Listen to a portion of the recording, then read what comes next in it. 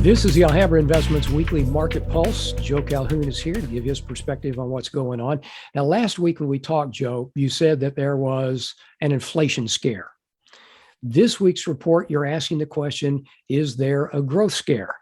So what's happened in a week that would make you change the question? Not a heck of a lot. A couple of weeks ago, well, last week we had this, our weekly recording here, and we talked about how bond yields had gone up and there was this kind of inflation scare. And I think that kind of the conclusion was that, well, yeah, I suppose, but I'm really not too worried about that. And then, this last week, bond yields kind of gave back all that they gained the previous week. So now, okay, well, bond yields went down. Does that mean we have a growth scare?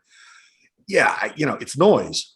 You're moving 10 basis points on the 10-year. It just doesn't mean all that much. I mean, there's, like I said, directionally, it kind of makes sense. Look, if bond yields fall, then yeah, you're having a slight drop in growth expectations. And there's a very specific event from last week that kind of kicked it off, which I'm sure we'll talk about. So it's obvious what it was. But, we're talking about small moves here. They just don't mean that much. People want to read too much into this stuff. Well, there was one thing, and this may be what you're referring to, and I put this in air quotes. There was a sizable contraction in exports. Well, yeah, I mean, look, it was a pretty big number.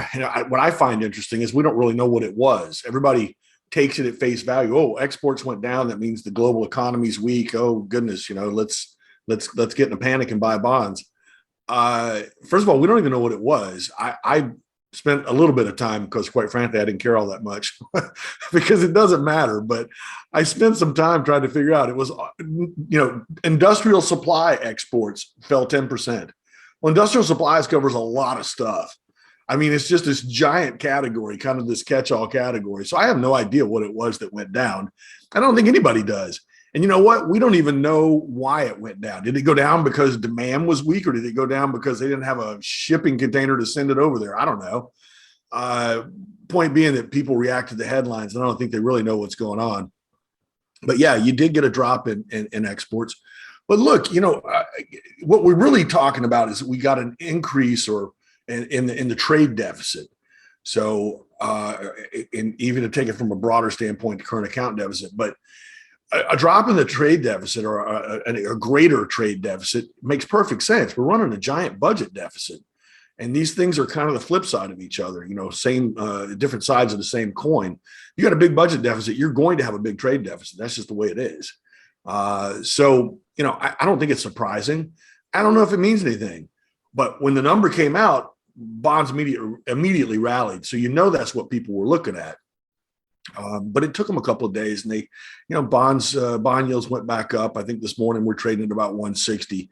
This whole thing over 2 weeks, we've moved a total of about 4 basis points. It just doesn't matter. It doesn't mean anything. Well, one of the things when it comes to bonds is the yield curve. And I know that there's some movement there, a little flattening, not an inversion like we'd expect in a recession. But what happens when this thing flattens? What does that tell us?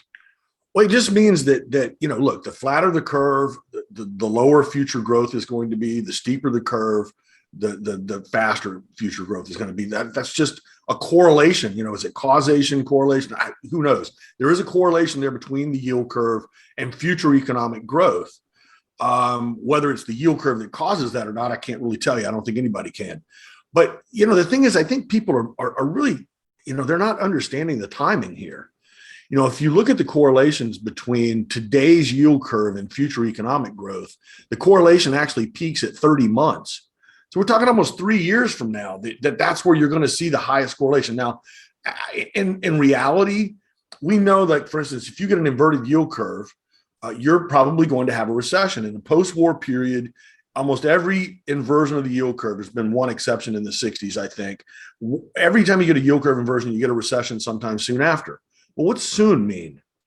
Well, last time in the last recession, when it started at the beginning of COVID, we inverted the yield curve in August of 2019. We didn't get the recession until January. So you're talking about a 7-month period here where Actually, I guess it was February when the recession started. So we're talking about a 7-month period here where between the inversion and the beginning of the recession. And by the way, that's that's short compared to history. Most of these times it takes more like 12 to 18 months. The previous two took around a year. So, I mean, the fact that the yield curve, even if it inverted today, you'd be talking about the history says that the recession comes a year from now. So, I think people get excited about these things when they happen and they think they have to make a move right now. And it's just not true. I will tell you something else too. If you're talking about stocks, if you can get anywhere within about a year of the onset of recession, 6 months before to 6 months after, if you reduce your exposure sometime in that window, you're probably going to be within 10% of the top. So you got a year to figure this out. You don't have to be in a rush. And I think that's where people make mistakes. They get in a hurry. They think this thing is urgent, and it's just not. So look, the yield curve has flattened a little bit recently. So yeah, maybe somewhere down the road, growth is a little bit less than expected. But the bottom line is we're kind of at trend right now. We got the CFNAI last week. It was a minus 0.13, I think it was. So, and if you look at the 3-month average, it's a plus 0.25. It means that we're right around trend growth of about 2%. And by the way, that's what quarter 3 GDP came out to last week. So I don't think anybody should be surprised by this. We've been talking about this for months. You shouldn't be surprised by it. It doesn't mean anything. It doesn't mean you need to make big changes to your portfolio. What it means is that, here's where we are. That's all it really means.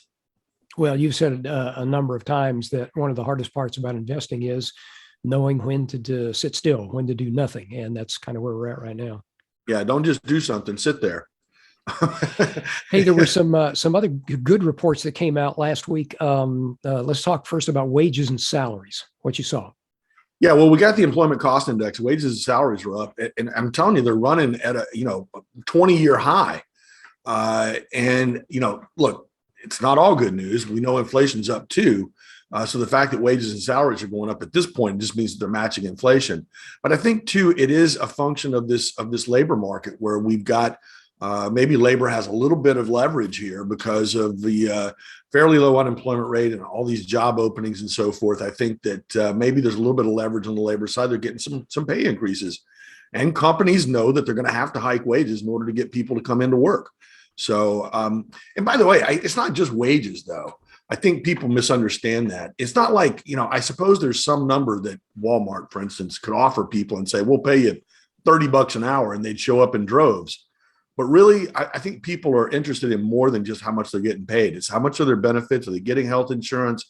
How are they being treated as employees? All those things matter. But the bottom line is wages are rising at a pretty good clip here. Had a little bit of good news in core capital goods too. Yeah, that continues. Core capital goods again up 0.8% last month. Core capital goods have been rising. They broke out of that 20-year kind of range that they've been in, 20-year stagnation, if you want to put it that way. Look, I think that's good news. I don't know exactly how that's going to play out and what exactly it's going to mean. And it could be something that's short-lived. But right now, it's a big, big positive. And frankly, if it's one of those, if this thing continues, if we get core capital goods to stay in this kind of trend, even if it moderates some, that is a huge, huge positive for the U.S. economy. Jobless claims looked better last week when that number came out. Yeah, jobless claims down to 281,000. We're gonna find out this week. We get the employment report this week, so we'll find out how many of those people that were on those extended unemployment benefits actually went back to work. Of course, coming off of, it's not like that doesn't have an impact on jobless claims, obviously. But, as we've talked about before, jobless claims down at these levels is very, very low. So I don't see a lot of stress there in the labor market. Like I said, we're going to find out this week. The expectations are for about 400,000 jobs on Friday. If you get a big bump in that, or there's some people looking for a big bump in that based on all these people losing their extended unemployment benefits. We'll see. So if I had to wrap this up today, would it be don't look at day to day or week to week in the small moves, but look at more of a 30,000 foot view or a broader view? Well, 30,000 feet might be a little high, but you need to pull back. I think people get part of this is driven by this social media culture that we have, where people feel like they got to say something, they have to write something all the time. And we're guilty of that to some degree too. I write something once a week, and Jeff writes things every day. You got to get out there and you got to put yourself out there and let people know who you are. So don't confuse the marketing of our business to mean that you have to do something. We talk about a lot of things. We think about a lot of things. I say many times, look, what you ought to be doing more than doing something is asking questions, thinking about the things that could happen and that are happening. Most of this job is about thinking and not doing anything. Pull back a little bit, get some perspective, and think about, does a 10 basis point move really mean anything? The answer is usually no.